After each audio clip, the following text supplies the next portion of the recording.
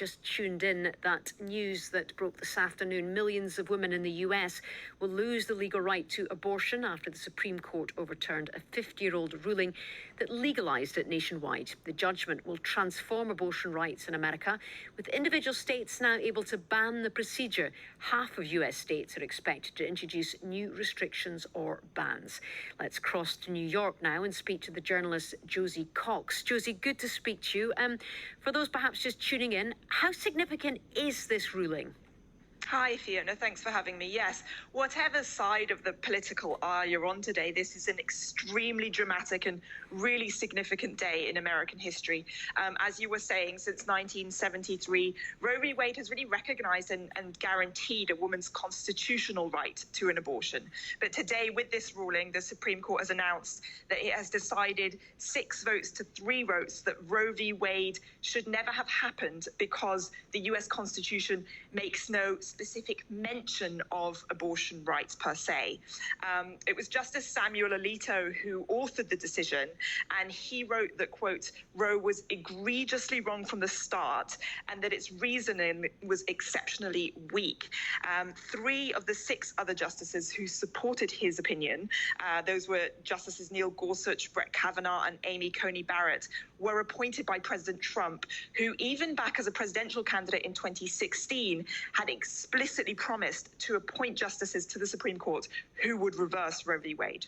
Now, I'm just watching the scenes unfolding outside the Supreme Court there, and there's hundreds of protesters outside, some also welcoming the ruling. What's the reaction been like across the states, Josie? Yes, I mean, it's interesting because I don't know if you remember, we had a draft of the decision that was leaked back in May by Politico magazine. So even though the decision was to a large extent expected, it really has triggered, as you say, a huge reaction across the whole country on both sides of the political spectrum, because this will really fundamentally change, I'd say, the fabric of America. Republicans, Christian groups, pro-life groups are hailing it as a really monumental victory for democracy and for the country.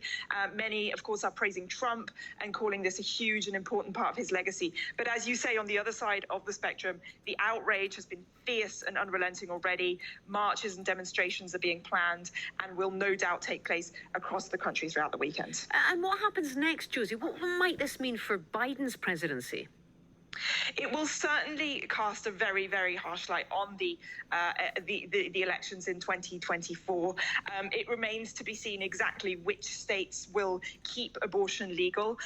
But what the ruling today effectively does is that it restores the ability of individual states to pass laws prohibiting abortion. So that will certainly raise many political tensions at a state level as well. And just perhaps difficult for us watching from here just to realise quite how divisive it is. What could this do to America, do you think? What impact will this have, Josie? I think it will certainly polarize a country that is already polarized is more polarized than perhaps ever before in history. Experts are saying that a total of 26 states, so exactly half the country, are considered either certain or likely now to ban abortions. 13 states actually have so-called trigger laws that immediately ban abortions as a direct result of Roe v. Wade being overturned. And more than a dozen, it should be said, currently have laws protecting abortion rights. But it is fair to say that abortion is perhaps one of the most politically divisive topics in this country, and it's just really being, shone a light on today.